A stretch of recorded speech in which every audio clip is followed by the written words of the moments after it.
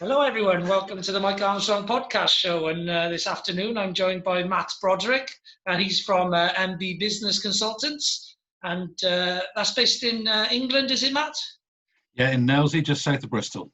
Yeah. Okay, fair enough. I get people from all over the place these days through LinkedIn and Facebook, so I don't always know where everyone's from. But I don't like to prepare. I like to do like a networking meeting, getting to know each other sort of on air, if you like.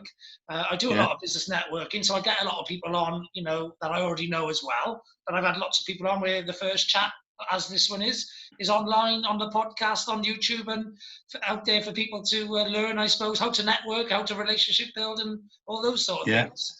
So how are you doing today anyway, Matt? You okay? Yeah, not bad. Not bad, thanks. A little bit warm, but getting through it gradually. And yeah, you're right. Zooming and networking online is becoming, we're all gradually becoming better and better at it because we're doing more and more of it, aren't we? So it's certainly been a steep learning curve for me anyway. Yeah, I've done quite a bit of pivoting in my business during the lockdown. One of them being I wrote a book, another being I started this podcast, and then I started YouTubing regularly as well. So I've done a lot more. I've always been into social media marketing and a B2B influencer, etc. But now I'm doing a lot more vocal stuff and video and all that, which is obviously the trend. But a place I like to ask people, where I like to find out a little bit about them to start with, is have they done any particular things different in the lockdown, and how the lockdown's actually been for them, etc. So how's it been for you?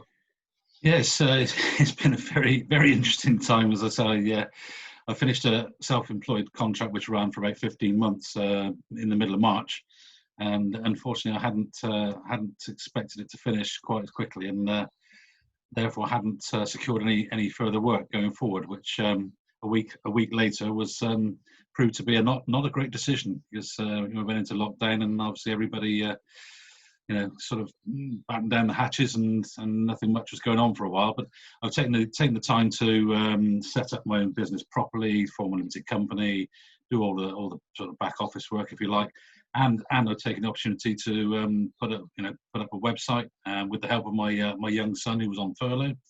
So he's obviously very, very good on the technical side of things. So he helped me with the website, and I joined a good networking club called the Cobra Club, who've been helping me with some lead generation, also with helping get my LinkedIn profile sorted out. So obviously I hadn't used it very much for quite a while, and so I've been building that up, connecting with lots of people, arranging meetings, meeting with people like yourself, doing different things. There's a lot of same one-to-ones on there, but this is quite a nice experience to do something completely different, if you like. So it's a lockdown's been a bit of a learning curve for me, not very financially viable, but you learn these lessons in life, and you make the most and move on. Yeah, definitely. It hasn't been great for me actually financially, because obviously I pick up a lot of my business networking in the real world, and actually networking in the real world is very different than networking online, because online, it's more people telling you about what they do, so a bit of a pitch or an advert, if you like. Whereas actually in the real world, you can ask questions and deep dive into actually, where they at with their business. I provide sales and marketing strategies, services, solutions, and sometimes you have to delve into not what they want to talk about, which is what's going well, but actually what's not going so well, and the stuff they don't want to talk about. Like, nobody's going to turn around and say, "Oh, and I do so and so, and my website's not very good." But I can say, well, are you getting any leads off your website? Is anyone actually finding you in the search engines? Things like that. So it's a little bit more tricky. And so I started a podcast. I'm on a mission to become a global speaker. So most of the time I market other people. So since the lockdown, I've been and actually since the beginning of this year, really, I was on a mission to market myself more rather than my clients. And so I'm my number one client right now. And I do marketing for some other people as well, but I'm the number one client. I get the priority, and all of my marketing strategies about how do I market me rather than market other people, as I've always done. Sure. And so I created a podcast because I want to become a global speaker. So I wanted to get familiar with speaking constantly, live and online and wherever. I do a lot of Zooms anyway, but I do a massive amount of online networking. I used to do 2 real world events a week, and now I'm doing about 8 a week, between 6 and 8. And what I was doing is I didn't have the time to follow up because I'm podcasting all the time. And I was doing all this networking, and I'm thinking, well, I'm getting to know a lot about people, but I'm not actually getting to interact with them and find out whether I can help them in any way, like, you know? So that's when I had the idea, actually, to get the people onto my podcast. Therefore, I'm creating content on my podcast, but at the same time, I'm networking with them and seeing if there's any way that, you know, I can help them along the way, sort of thing. So very good. Yeah. that's how my brain ticks, like, you know, it's how it works. No, you're absolutely right in what you say, though. We're all doing a lot of networking, a lot of connecting, but say not necessarily getting to that level where we need to just get to generate business with each other and referrals and that type of thing. So I've connected with and Zoomed with so many people over the last 8 to 10 weeks. I've just I've just sort of taken a step back now and slowing down a bit and getting back to those levels, like you said. We can't do it face to face at the moment, not properly, but getting back and doing second meetings and connecting with people for a second and third time, getting to know them a little bit to try and build that trust. Yeah, it's a bit about it's more about building relationships rather than just finding people and just connecting with people, because you can be connected to a million people, but you're not going to get any business doing that. But you need to find the ones which are worth investing more relationship time in. And how do you work on those relationships? Well, that's with your one-to-ones and your introductions and your help. I'll help you, and then you help me, and I'll provide somebody of use to you, and you provide someone of use to me, and we build up that trust, really, which is then when the real business happens, like, Yeah, a couple of things I found quite helpful. I joined a national advice group, IBD Business Advice Group. So I've got a sort of network of consultants that I can call on if I need any assistance or backup support.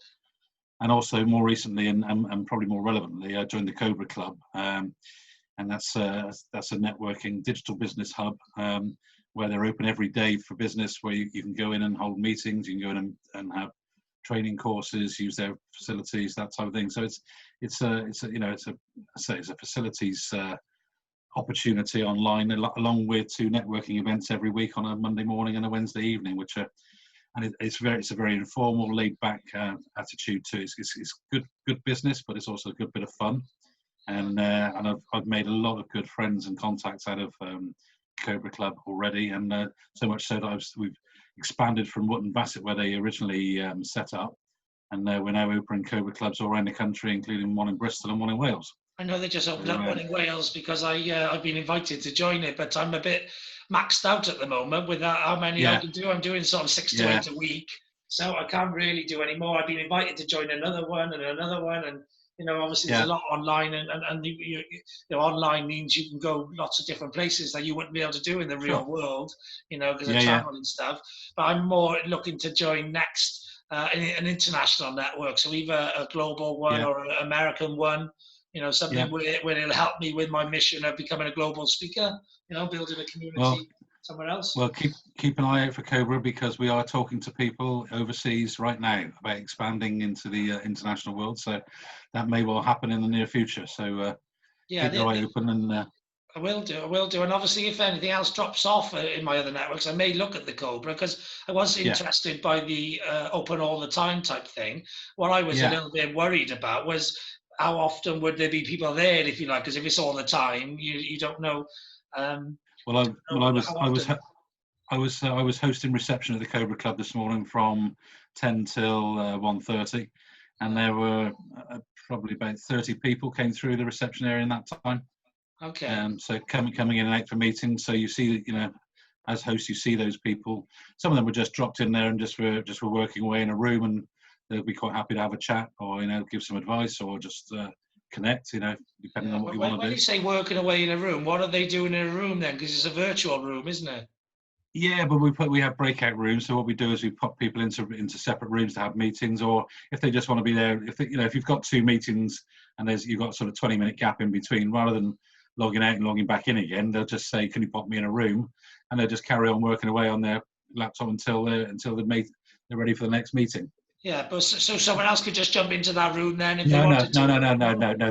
No. Whoever's hosting reception, as I was this morning, has control over who goes to which rooms. Okay.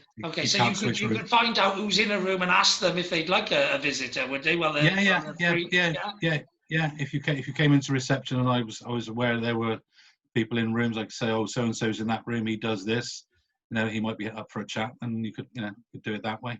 But you can organize. You can organize one-to-ones. If you join as a membership directory, so you can just contact people direct, and you can meet with them outside the Cobra Club if that's what you want to do. Yeah. But it's a reasonable price as well. That's the other thing. Like it's 25 quid a month, which is pretty cheap in the way of networking, and you get, and there's a 50% discount for the first month membership as well. So it's only £12.50 for the first month. Yeah. The Monday morning and Wednesday evening events are free to join as guests anyway. If you want to join them and sample them, and then all you have to do is register. I might do that. I might join them. It does sound interesting to me. It's just I am quite maxed. I do 3 events in the morning, Monday, Wednesday, and Friday. I do an event with interbiz.co.uk, Interbiz, Wednesday night and Friday morning. So I got 2 Friday morning already. Then I do Interbiz Swansea, which is Friday morning as well. So that's 3 Friday morning. Yeah, sometimes 2 at the same time.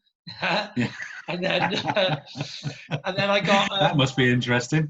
I just turn the volume up and down depending on who's on and who I need to listen to and stuff, and I haven't had to speak on both at the same time yet. I was going to say that gets to be tricky then. Yeah, that would be a bit tricky. But and then I got one once a month on a Thursday, and and then I got other random ones from time to time, and sometimes I have a Wednesday night clash 2 at the same time as well. I'll be 8 till 10.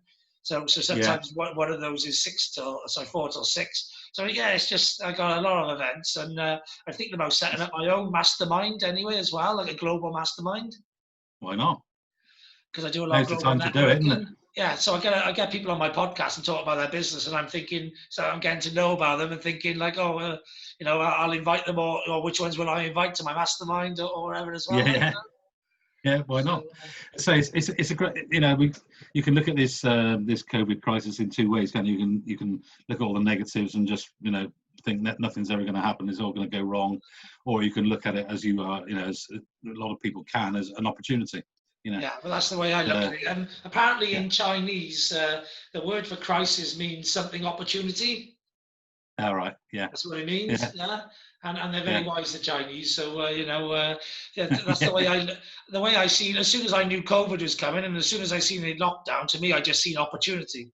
That's all I seen. Yeah.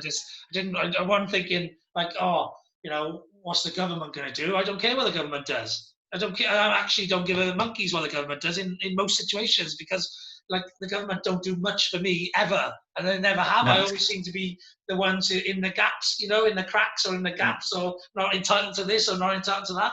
And I've been like that my entire life. So I just never rely on the government. And actually, I was in the crack this time, because I wasn't one thing or the other, and I ended up with a little bit of support later on.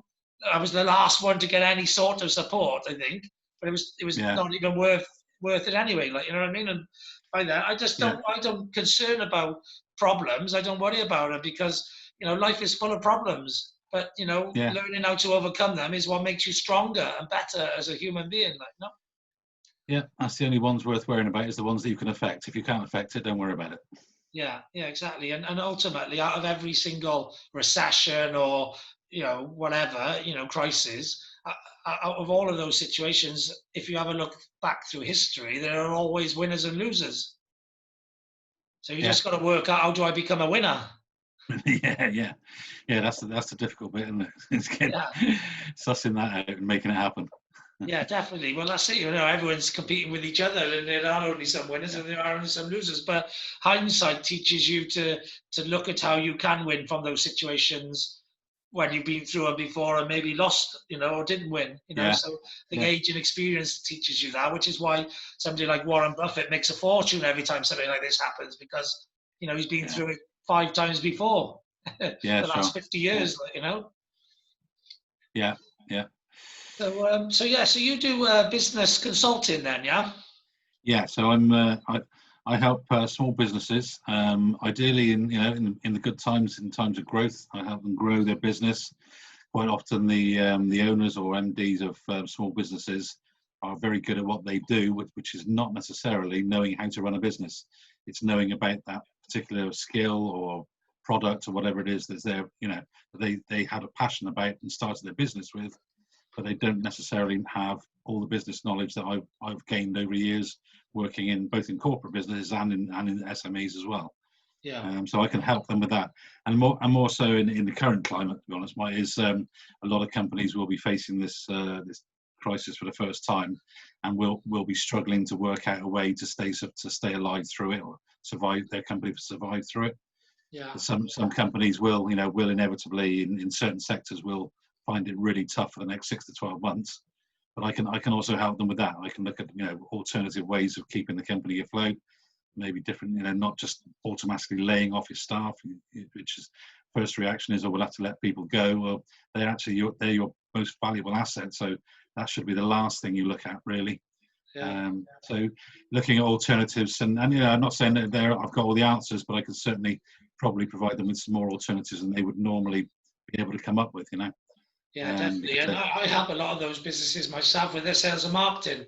I do cover more areas of business management, except I used to be a corporate sales director. So again, I got, in a credit reference agency as well. So I know a lot about credit control, finance, legal. We know quite a lot about, running sales teams, marketing departments, doing things like events, exhibitions, all that sort of stuff. Finance, because I used to run a P&L, profit and loss. In fact, one of the best ways companies can give themselves longevity and a bit of breathing space during this time is cutting their costs, getting rid of everything that they don't need, lightening the ship, all that sort of thing. But actually, predominantly, I help people with their sales and marketing. That's my area of expertise. And it's the area I believe most businesses need most help in, So it's actually getting more clients, because most people try and, make the clients they've got last. Or at the moment they've lost a load of clients and they're like, well, I've got to get rid of people because, I've lost all these clients, when actually all they got to do is find some more clients to replace them. And then they haven't got to get rid of nobody. It's one of the things that a lot of small business owners don't actually do, is have a credible business plan, which they say usually starts with sales and marketing, because that's, until you've got sales, you've got nothing, have you? So that's right. And I've seen so many business plans. I've seen so many business plans that have, I'm going to do X amount of sales, I'm going to do X amount of marketing, and that is the plan. How? Great. Anyone can pluck a figure out of the air and say, I'm going to do it, but actually, how are you going to do it? What's the plan? Again, that's the sort of thing I can help with, and and if they when I go into businesses, obviously I'm got a broad range of knowledge and experience, but if they had a real need for a good sales and marketing plan, I could call on people like yourself or colleagues at the Cobra Club and say, I know, I'm not an expert in sales and marketing, but I know somebody who is. Get the collaboration of yourself or some other colleagues to come in and provide that expertise for that particular area as it's needed. Yeah, well, I'm into power networking. So power networking is with people that got big circles, in different areas, collaborating together. So I've collaborated with a power networker and his power network in Ireland. I've connected with a power network and a lot of his network in the southeast. And I'm just finding super power networkers, people who are well connected, if you like, and over time, you have regular contact and follow-ups and chats. What happens is you talk about, so and so, and I'm like, he needs to speak to so and so, and it's matchmaking, if you like, and all of that. And so it sounds to me like you might be somebody who we could do that type of activity with. I could introduce you to some other power networkers and that sort of thing. And it's growing then it's like doubling or tripling or quadrupling or whatever, And if I got, like, for example, 3 LinkedIn accounts which have got like nearly 5,000 connections on each one, so that's 15,000 sort of connections. Okay. So like connecting with other people who've got those type of connections are good, because what happens is when you start liking and commenting on each other's comments, LinkedIn will show your content to the people who've liked to comment on your connections. Is connections? Yeah. So the bigger the it's all about the algorithms. So the bigger the connections base, the better the power networks are helping each other to substantially grow and multiply. So I'm big into that. So it sounds to me like, maybe there's definitely some avenues for doing that, doing some connecting the dots, because, Yeah, I know quite a few people in Wales and the Southwest. You know a lot of yeah, people in Wales and the Southwest more. You're predominantly Southwest, but coming into Wales. I'm predominantly Wales going into Southwest. Southwest. Yeah, But I've yeah, also gone Ireland, and so I've gone west of Wales to Ireland, and I've gone yeah. Sure. um, east of southwest to southeast as well, and that's pretty much where my solid network goes. It goes from Ireland to the M4 corridor into Ireland, if you like, from London to Yeah, Ireland, yeah. yeah, and all of That's good. Ireland. But I'm just trying That's to good. grow a global base at the moment. So the Yeah, last few weeks, I've been connecting with people in Canada, America, yeah, Africa, Middle East, Far East, all over Europe. So that's why I'm looking to grow a global mastermind. But obviously, there are within each power network as regional network or base, there are always people who want to do stuff globally, yeah, and there's yeah, always people who want to do stuff east or west or north or south of where they are. yeah, yeah.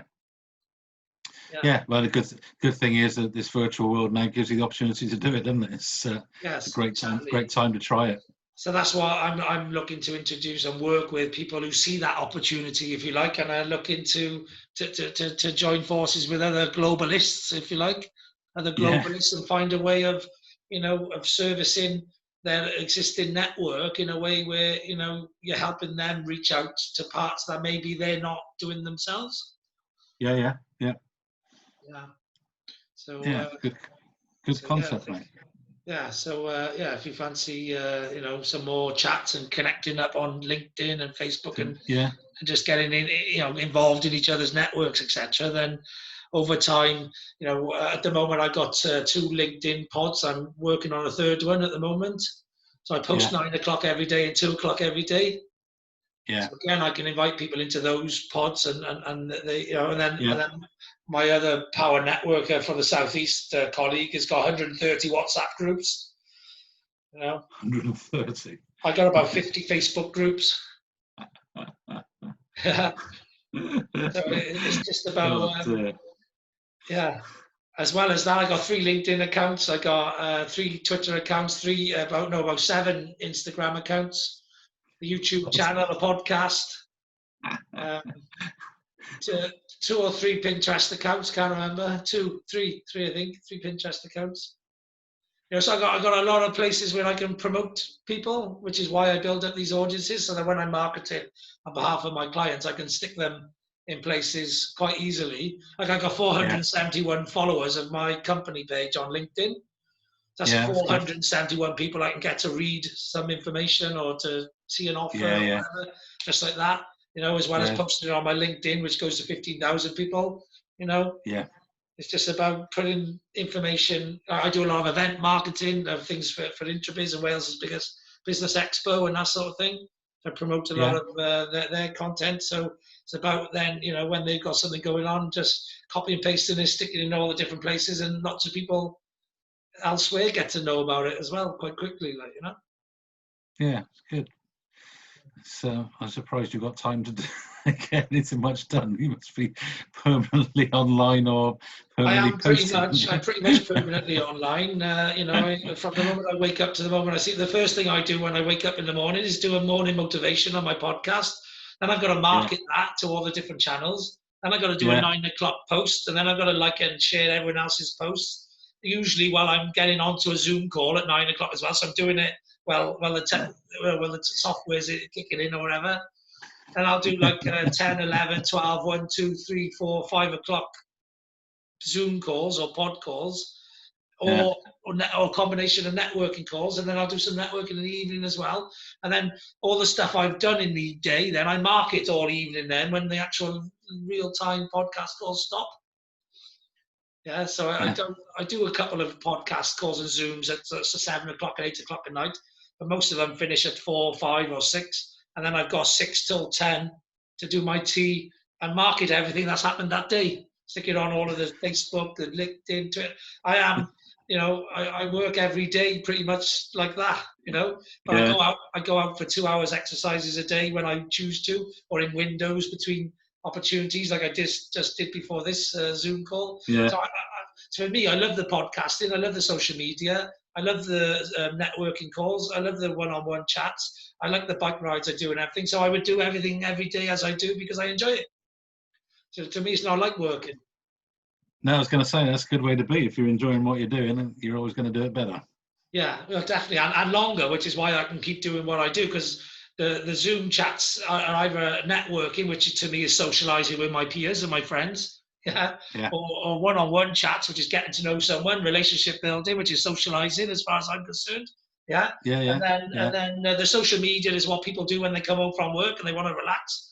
They go on Facebook and LinkedIn and that sort of things. It's not challenging. So again, to me, I'm often watching telly while I was doing it. You know, watching a good box set off Netflix. I'm doing it. So to me, is if you can enjoy what you do and you enjoy it, you can do it for much longer periods of time and get much more done. So that would be my secret. And that's it's a psychological trick, really. I spend most of the day watching telly and doing all of this work. So I feel like I'm not at work and at work at the same time. And I have two parallel lives going on at the same time. One when I'm not working all day, and one when I'm enjoying myself working all day. Yeah. Good stuff. So it works. So you help obviously all areas of business. What's your specialty? What's the bit you really sort of help businesses with? Well, ideally with growth, and that, you know, that can be any of many areas. It can be increasing sales, can be improving margins, it can be reducing costs, it can be improving efficiencies. You know, it's all things that I've done in the corporate world and in SME world. So it's just generally helping business. What did you do in the corporate world? I worked in drinks distribution for many years for Courage at Scottish and Newcastle and Kuhn & Nagel. So three big players. It gave me lots of opportunities for projects and experience, and it was an ever-changing business. So there was always something going on. So lots of opportunities to learn, and some good mentors and coaches in those businesses. Yeah. So you can help people a lot with, say, businesses that need distribution, because you're used to dealing with that distribution network and that sort of thing. Yeah, that's right. Yeah, definitely. Because I used to manage a reseller affiliate channel as well, and so there's a lot of businesses don't actually have an affiliate or reseller arm to their business, and actually it can be more successful than their one-to-one end user business, like, you know. So again, that's something I can help people implement, is how to implement an affiliate scheme or resellers, and it's always good to work in the niche areas where you've got some real unique skills that other people maybe haven't got, who are in that business consultant space, like, you know. Yeah, I suppose I sort of focus on the fact that I don't specialise in one particular area. I cover most areas, and I can cover most areas. For most SMEs, I can cover them reasonably well and help them get from A to B. And if there's a speciality required, like I said earlier, sales and marketing, or whatever it may be, health and safety or something, if I haven't got the specialist knowledge required for that business, I will know somebody who has, and I can drag them in and get them to help us out. So. It's about using your network and support mechanisms, and making sure that you deliver what the customer wants, not necessarily what you think they want. Yeah, definitely. Well, that's, like I cover most areas of sales and marketing, but if I think a business, because I'm a consultant first and a trainer second and a service provider third, and if I think somebody should have another product or service that I don't deliver, I'll bring that person in rather than tell them, like most salespeople would do, is that this product is the answer to their problem, because it's the only one they offer. Yeah. Whereas I know, like, sometimes stuff that I don't do is the answer to their problem, so I'll bring someone in who does do that. Yeah. Absolutely. That's exactly the same way I work. Yeah, that's the key to being a good consultant, really, is understanding the problem and offering the best solution to that problem, no matter who's delivering it. Yeah, not necessarily just selling your wares. Yeah, absolutely. Yeah, that's what I think is key. Key. That's my biggest thing, really, is not just. I wouldn't advise anyone to do anything that I wouldn't think was the best thing for them. Best thing to do. No, exactly. Yeah. Whereas lots of salespeople and people with products and services would, because they have no other option. Yeah. Yeah, so they'll always tell you that SEO is best, or Yeah, social media is best, or pay per click is best, or whatever it is they're selling is always best. yeah, When actually, often the truth is a combination of them all is usually better. yeah, yeah. But it can also sometimes one thing can be the best as well. So other than the networking and the coaching, etc., is there anything else you got going on in your business? Is there anything else you added to the offer? Yeah, I've got well, the one thing I've got is as a member of the IBD group, I can get access to startup loans from the government approved schemes for small businesses. They can get up to 25,000 per director. To if their business is either not started or is less than 2 years old, so I can help them get access to that because I'm an approved referrer through IBD. And also obviously R&D tax credits for anybody using research and development. A lot of companies aren't aware that they can reclaim a lot of that money that they spend on research and development through HMRC, through what they call tax credits. Yeah. And we've got a specialist department that deals in that. And if they can answer 2 or 3 questions for me, then I would then put the R&D department in touch, because they will then just take over and get money back, and you get it back really quickly within about 5 weeks of the application. And IBD are one of the biggest purveyors of that R&D tax process. They're actually on the consultative committee with HMRC, so they're a fairly well thought of organisation by HMRC. So they very well, I don't think they've ever had an application turned down for R&D tax credits, because they know what's needed to make it happen. So and and also the usual sort of development grants and government loans and that are available, that some companies either don't know how to access, or they're not capable of it, or they've not been told, or whatever. But I can usually help them find some sort of financial help. And I've got obviously contacts within my colleagues who are specialist financial people who can usually help with some sort of finance, and that's probably going to be fairly relevant for a lot of companies over the next 12 months. Yeah.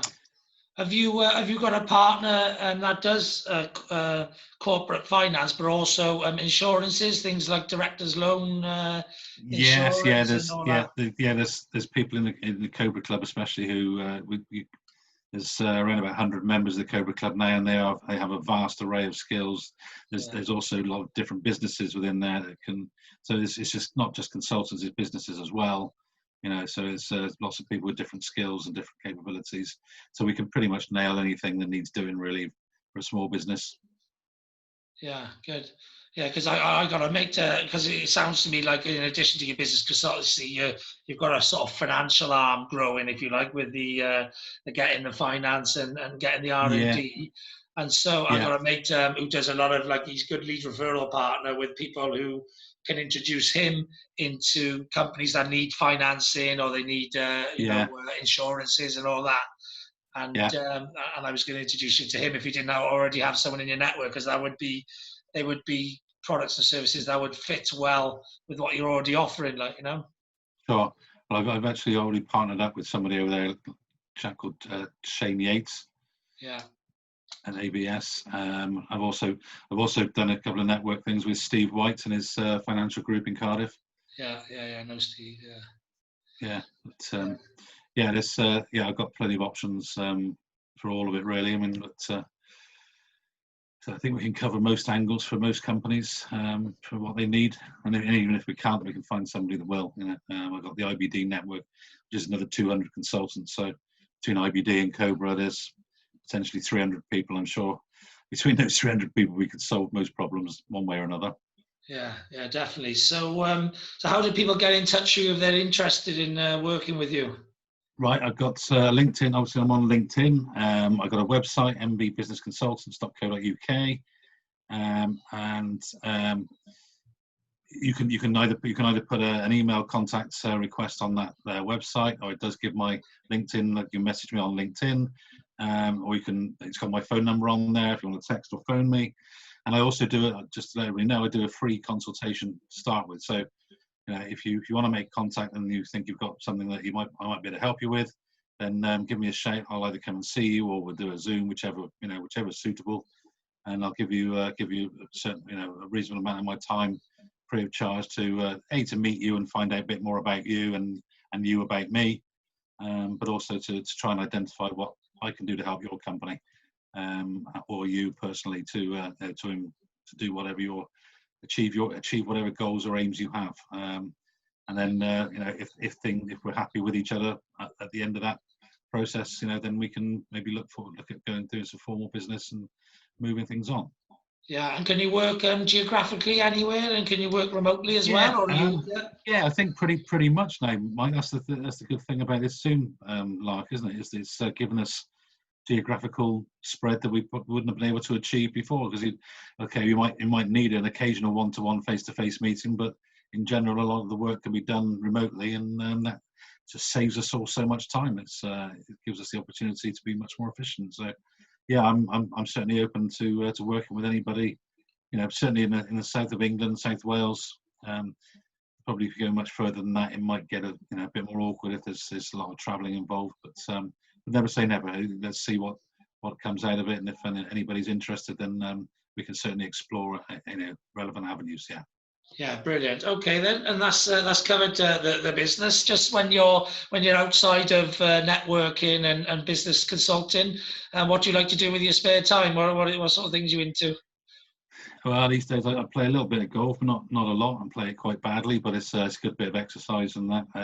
When we're allowed to again, I'll be running around a squash court again. But that's probably going to be one of the last things I should think they let people do. But and I got a rugby club that I'm part of that unfortunately I can't play anymore. But I spend most of my time weekends watching and enjoying the company of my old mates who we all play together and we go and watch and. What club is that? It's Chew Valley Rugby Club. It's just south of Bristol. And I was so I played for them and was chairman and committee member for many years. And my two boys both played for them when they were younger. And they're doing a little village club we started as, and we're now in the 6th level of English rugby, so we're doing pretty well. Okay, that's good. Yeah. So, well, I always think in networking terms and in business as well, people like to do business with people they get on with and they have shared interests with and all of that. So it's always good to have a little chat about outside of work what you like doing as well, because that resonates with some people. They're like, oh yeah, well we can talk rugby at the same time as getting exactly work done or whatever, Yeah. So yeah, it's brilliant. And are there particular people that you like to sort of partner with, like lead referral partners, or particular sectors that you work well with? Not, I mean, obviously my background is distribution, but there doesn't tend to be that many SMEs in distribution because it's fairly dominated by the big global company or national and international companies, just by definition. But I can, if somebody wants to start up and is starting up a small business, delivering things or doing some sort of distribution, I can help them. But in general, SMEs tend to have the same sort of problems, in as much as it's business related problems. Which is what I can work with, and the industry and sector isn't really that critical. If there's any expertise required, again I can call on other people. But in general, most businesses problems are the same, and it's only a matter of scale whether they're in corporate world or SME world. It's like probably the same top 10 problems that dominate most companies, and it's identifying that and identifying a way of solving that, and then getting in there and getting your hands dirty and implementing it, helping them get past that problem and grow or survive or whatever it is their goal is. Yeah. Okay. I know you're new to, if you like, promoting yourself as a consultancy to business, because you used to do some fixed contract job and stuff. So have you got case studies and testimonials on your site and in your social media and that for that? Yeah, I have. Thanks. Yeah, I have on my website. There's I think there's 4 testimonials there, and there's 2 or 3 on my LinkedIn profile as well. Yeah. Some good ones, and also obviously endorsements of my various business skills from people I've worked with in the past. So yeah, and anybody wants to check me out and they want to speak to the people I've worked with in the recent past or in any of my past, then I'll quite happily put them in touch, and I'm sure they'll give me a reasonable reference and tell people that Yeah. I'm a very capable, trustworthy, likable bloke who will deliver a good job, because that's what I like to think I do. And I have a high level of integrity. I won't take on something that I can't do, and I will do my damnedest to deliver what I can do. Yeah, fair enough, fair enough. Yeah, it's just that some people don't always see the value in that, but it's good to have social proof and that, and LinkedIn's a great tool for doing that, because you can connect out, ask people to recommend you, and then actually you can print screen those recommendations and testimonials and put them onto your website, because I know you just been working on a new website and that. So sometimes I'm like, well, I'm going to chase people for testimonials, which can be a bit more, like pulling teeth trying to get someone to write you a testimonial because people are busy. Sometimes. But if you just send them a little LinkedIn post and they put, they quickly do something on LinkedIn, you can sort of screenshot that and put it in your testimonial section on your website, Yeah, So, true. Yeah, fair enough. Okay, well, I'm conscious that you probably got stuff you want to be getting on with. I know I have at 4 o'clock as well. I was going to say, surprisingly, I got another Zoom call at 4. Yeah, so I have them every hour, so it's always nice when the chats finish around now, 45 minutes, because I get a 15-minute break. Yeah. In between, absolutely, where I can do a bit of posting and social media and some other stuff. It's not a break, but a break from the Zoom. Yeah, change from the screen, Yeah, sometimes I'll have a Zoom call finish and I'm trying to get on the other one at the same time, sort of thing. Yeah. So there we are. All right, then. So thanks very much for coming on the podcast and for sharing what you do and everything with the audience. At some point in the future, I may well be back to do a bit of a deep dive on a particular subject or something, because that's my strategy. After the initial sort of getting to know a bit about you and the business, we do a deep dive then as well, because ultimately I always need content, and you always, the audience, the people I get on, always looking for places to promote their business. So it's win-win and everyone's happy. Good stuff. Yeah. Thanks very much for doing that, Mike. It's been good, and good luck with your global aims, mate. I hope to see you globally telling the world about Mike Armstrong before long. Yeah, well, the whole idea is, that's why I collaborate with people and network with people, is hopefully if I can get into a global speaking position, I'll get a load of leads generated then for everyone else. Yeah, absolutely. That's the idea. So I'll let you know if that works. And obviously, hopefully, if I got anyone I can connect you with, like I said, I can connect you with Mark, who's in the Southeast anyway, a power networker. And then, that's one good connection for you. And then we'll just, I'll think about who else, I should connect you with, etc. But thanks very much. And just have a great day. And thanks for coming on. Thanks very much, Mike. Cheers. All right, Dan. Cheers. Bye-bye. Bye now. Right, and there's nothing else left for me to say now other than have a great day. I know I will. And thanks very much for listening. Cheers. Bye-bye.